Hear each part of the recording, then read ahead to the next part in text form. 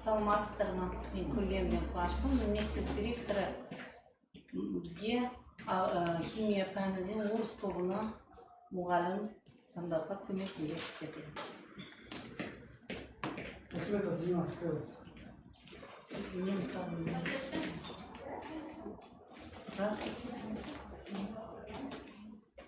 Әріптестер, мен орысша сөйлесем рұқсат бересіздер ма? Өйткені бізге орыс тобына мұғалім керек. Мы приветствуем вас. Пожалуйста, резюме. Ваше видение педагогическое. Представьте, пожалуйста. Вкратце. Можете маску снять, чтобы понятно, да? Клинский. Меня зовут Досметова Динара Ахмаджановна. Я окончила Южно-Казахстанский государственный педагогический университет с отличием в этом году по специальности химия. В нынешнее время я хочу устроиться на работу по специальности химия. Претендую в школу номер 104 имени Зикийского. Дальнейшее. В дальнейшем я хочу развиваться именно, обучать химии, повышать свою категорию, педагогический опыт, профессиональность и стать педагогом высшего класса, то есть педагогом-исследователем и мастером. Так, в данное время я могу обучать учеников по химии на трех языках. На русском, казахском, английском. Диплом соответствует этим требованиям. Диплом с отличием, да? Да, диплом с отличием. С отличием диплом. Дальнейшее обучение в науке. Планирую поступить на магистратуру, чтобы получить магистр по специальности химия, естественно. И Так, теперь как химии, помогите мне, пожалуйста, коллеги химии, вопросы. Да, вопрос по химии, по предмету. С отличием, это говорит о том, что специалист... По предмету, да, получается? Да, с отличием, да, магистратура. Основные стихийно-метрические законы химии. Основные стихийно-метрические законы химии относятся закон сохранения массы, закон сохранения энергии, относится закон Авогадро, закон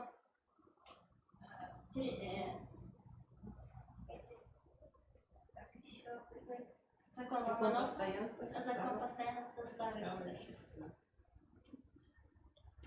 У меня вопрос. Как вы представляете дистанционное обучение? Как вы знаете, в период карантина школьники перешли на дистанционное обучение. И Министерством образования было предложено несколько способов, вариантов проведения дистанционного обучения. То есть самое дистанционное обучение будет делиться на два вида: синхронное и асинхронное. В зависимости от возможностей учащихся, от возможностей родителей, и можно обучать или их синхронно, или асинхронно, и также можно совмещать эти два вида. То есть в синхронном виде учитель будет онлайн преподавать. Лучше всего, конечно, использовать платформу Zoom, когда ты с учащимися будешь в реальном времени проводить, объяснять урок, получать обратную связь и отвечать на вопросы. И будешь уже знать, на каком уровне, что они понимают и что нужно делать. При асинхронном методе обучения онлайн-обучение исключается в режиме реального времени. То есть учащийся в любое время может на какую-нибудь платформу, например, платформа Google Classroom, в любое время заходить. Учитель до этого будет свой материал прикреплять к платформе, и учащийся в любое время может иметь доступ к этой системе, к этому материалу. Также в этой системе ученик и учитель могут обмениваться друг с другом комментариями, видеть свои оценки, достижения. Қазақ тіліне қойсаңыз емес пе? Нет. Ұстаз болу үшін тағы да қандай қасиеттер керек? адам бойына оқушыларды өзіне баурап алу үшін жаңағы сынып жетекшілік беріледі иә мектепке барғаннан кейін. Иә. Мен ойлаймын, әрбір мұғалім өз пәнін жоғары дәрежеде білуі қажет. Сол кезде оқушылар оны сыйлап, оны жақсы көреді. Тағы да оқытушы адал болу керек. Адал қарап, оған да баға адал беру керек. Шына деп ойлаймын. Әділетті болу. Әділет. 20-шы ғасырдың мұғалімі қандай болу керек? Пәннен болсаңыз, пожалуйста, пәннен болыңызшы. Биорганикалық қосылыстардың кластары қаншаға жіктеледі? Және оларды атап берсеңіз. Биорганик қосылыстар 4-ге бөлінеді. Ол оксидтер, негіздер, қышқылдар және тұздар. Оксидтер ол түнін айтып берейін ба? Жоқ қажет емес. Айтып берейін ба?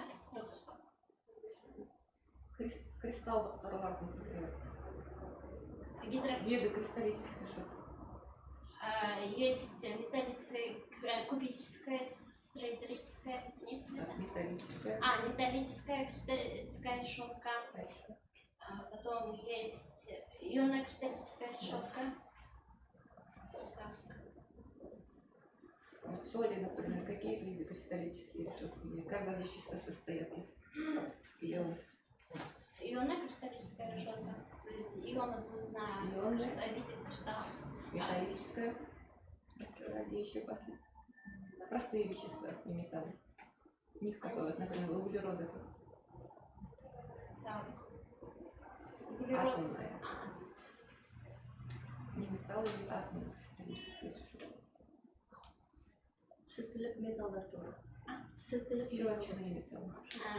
На русском языке. Щелочным металлом относятся представители. Есть щелочные и щелочно-семейные. К щелочным металлам относятся представители первой группы периодической системы Дмитрия Ивановича Менделеева. К ним относятся натрий, калий, рубидий, цезий. Самый первый Самый первый калий. литий. Литий. Все болды, келесі. Ол бір үміткер. Қорытынды беріңіздер, бағалаңыздар. Бағаламыз, Сіз бағаны Сіздердің өзіңіздің ғана пікіріңіз, ешкімге алаңдамаңыз. Таза сіздің педагог ретінде мұғалімге лайық па, лайық емес па, ол қандай галочка болсаңыз. қай жеріне галочканы басыңыз, қайсы? Сосын сақтан.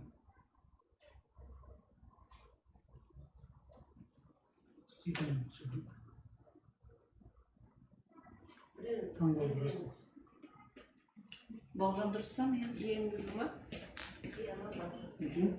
Басыңыз. Бас беріңіз бе?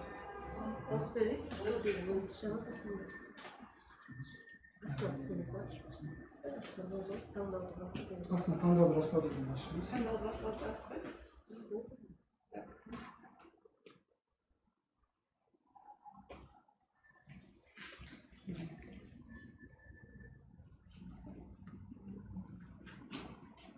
Сіз бағаламайсыз. Бастым. Осыны? Бірінші, одан кейін комиссия мүшелері ертегі шақырасы бар, беріңіз жиырмасыншы сағат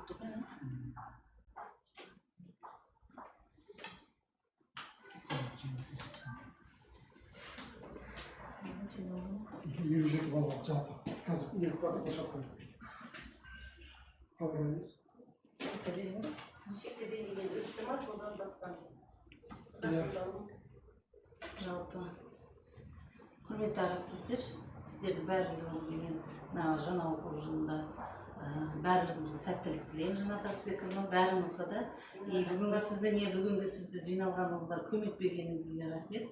Маған қызыл дипломды бітірген үшін мен жеке өзім қуантып тұр. Жалпы санын айта салыңыз. 57? 57? Сонда неден өтті деп есептейміз. Сұхбаттасудан 23 бал, сандық көрсеткіштен 34 бал. Сұхбаттасудан 23 бал, жалпы неден 34 бал.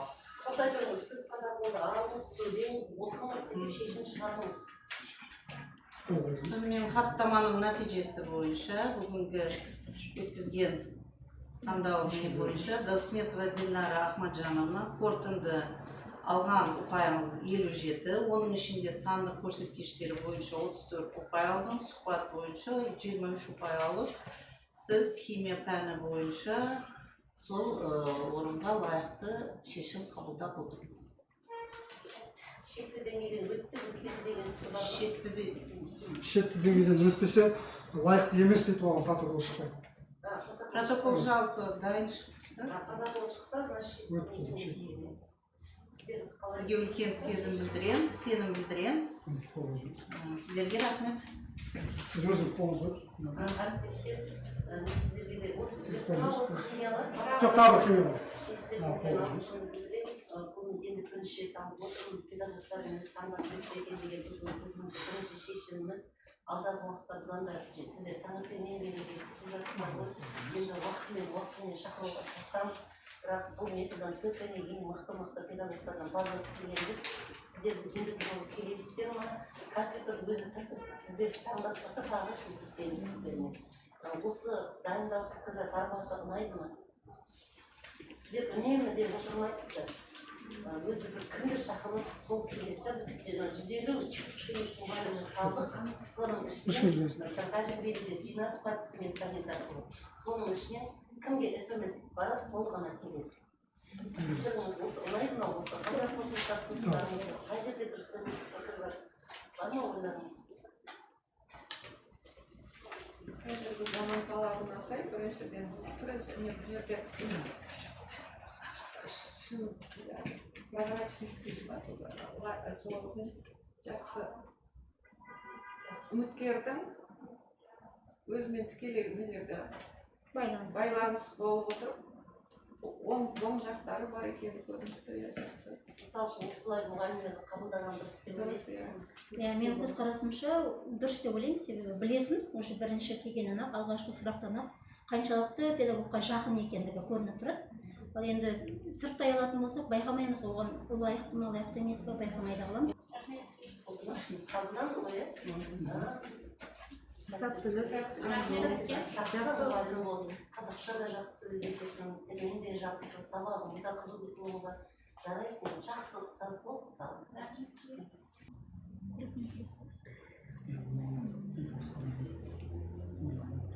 Қайдан келеді бауыржан? Химия, бірінші Өте мектеп. ұзақ. Давайте тестейсің. Химия пәнін мектеп, химия.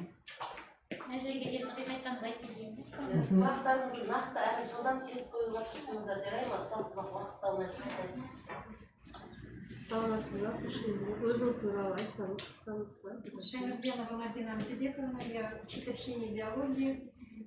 Стаж работы у меня педагогический 26 лет. Преподавала в Южно-Казахстанском государственном педагогическом институте, сейчас уже университет, старший преподаватель кафедры химия. Прошла курсы по английскому языку на базе Сатпаев университета, на базе Карагандинского государственного университета имени Бекетова. И имею на данный момент сертификат Upper Intermediate B2. Могу преподавать на казахском, русском и английском языках. Сейчас прохожу курсы ОРЛИУ, обновленное образование по предмету химия и естествознание. Имеются публикации. Раньше работала в системе, скажем, высшего образования. Сейчас очень много идет большая материальная помощь именно учителям средних школ, поэтому проявили интерес. Как по стажу видно, что столько лет у вас стаж педагогический, даже если не в школе, но химия, она везде химия, поэтому насчет химии сейчас даже стыдно задавать вопросы, сейчас попробую. Основные классы органические. Оксиды, конечно. Органические. Органические вещества — это углеводороды, конечно. Углеводороды сами делятся на предельные углеводороды, непредельные углеводороды. Непредельные сами делятся уже на ацетиленовые, значит, ароматический ряд углеводородов. Помимо углеводородов мы, конечно, дальше рассматриваем и эфиры, и жиры, и, конечно, альдегиды, карбоновые кислоты, ну, очень много, нуклеиновые кислоты, алкандар, CnH2n плюс 2. Это углеводороды, которые имеют одинарную связь, там только одинарная связь, поэтому гомологический ряд там будет иметь разницу, гомологическая разность будет составлять 2, это, например, метан. Прибавляем гомологическую разность, получается следующее, формулу подставляем, 2, да, получается C2H2 умножить на 2 плюс 2, уже 6, C2H6, этан, пропан, бутан, пентан, гексан, гептан, дальше идет. Органикалық химия мен биорганикалық химияның ерекшелігін қалай айтасыз? Биорганическая химия это химия, скажем, неживых веществ. Органическая химия это химия, скажем, живой материи. Значит, органические вещества, которые встречаются, они встречаются во всех живых организмах. Да? Это белки, кислоты, белки, жиры, вернее углеводы, белки, липиды. Жоқ, менде сұрақ жоқ, бұл кісі бізде патша Саипов деген екі күннен жібермеген ғой. Жұмыста жоқ, бізге үшін. Білеміз. Өте жақсы. Дауыс беріңіздер. Өте жақсы.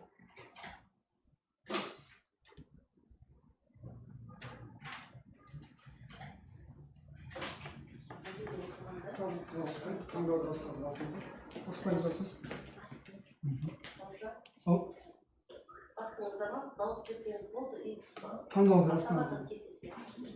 Тағы да бар ма? Бірінші мектепте. Жоқ, осы бір кісі бар. Осы бір ғана. Протокол шығарыңыз. Протокол шықты ма, шықпады ма? Егер протокол шықпаса, оған өтпейді деген сөз қойылған балдар. Сіздердің әріптестер қойған балаларыңыз үлкен рөл ойнайды. Я чек могу. Обсказываю. Это высказка. Құрметті Мадина, сізді біздің мектепке қош келдіңіз. Жақсы, өте қуаныштымын, наконец-то. Сіздің өзіңіздің пікіріңізді білгім келеді. Осы бағдарламамен осылай жұмыс істеп қабылдап жатқаныңыз қаншалықты дұрыс, қаншалықты дұрыс шаруа. Сіз қазір интернетке қарап тұрсыз, пікіріңіз, ойыңыз, біз бұның бәрін жариялаймыз. Әлде сізге бір тамыр таныстық пен сыбайластық орнап тұр ма? Жүйе керемет, ертерек информация HR процесс KZ деген информация ертерек алынса, одан да көп мұғалім келеді деп ойлаймын.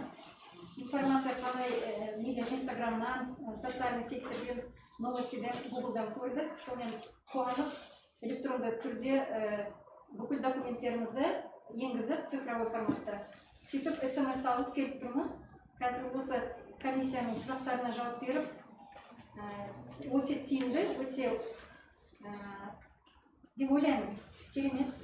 Жақсы. Рахмет сіздерге де.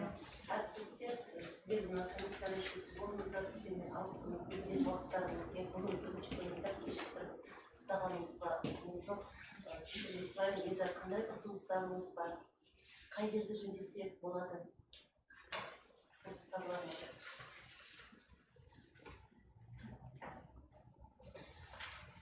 Бұраша ойдан шығады ма? Осылай бастап көрейік бар. Қазірше бәрі программада бәрі түсінікті, жақсы да? Көп үміт сыйлайды деп ойлаймын. Сіздерге мынанша дауыс бер деп айтпаймыз, сізге қанша қойғаныңызды біз білмейміздер. Кім қандай балл болғанында. Себебі біреуге мысалы үшін келісіп, мені біліп қояды, жақсы ғой деп сұранды ғой дегеніне, сен оған өзіңнің ойыңды қойсаң, ол ешкім білмейді сенің қанша. Ол сіз адамдығыңыз ғана керек бұл жерде, тазалығыңыз ғана керек. Сізді құттықтаймын. Жақсы ұстаздардың қатарынан көріп, ғылыми жұмыстармен бізде қазір мұғалімдердің, үздік мұғалімдердің жұмысын жариялап, республикаға жібереміз. Миллион ақша беріледі, призді. Біз сондағы ілгек ұстазсыз деп ойлаймын. Қуанам осы бұзға бізге келгенімізге жаңалық ақша беріңіздер. Жақсы. Әріптестерім сіздерге алғысымды білдіремін. Аман болыңыздар. Кездескенше келесі жолы интернет таңдап қалса тағы кездесеміз. Таңдамай қалса басқа істеп келеміз. Сау болыңыздар.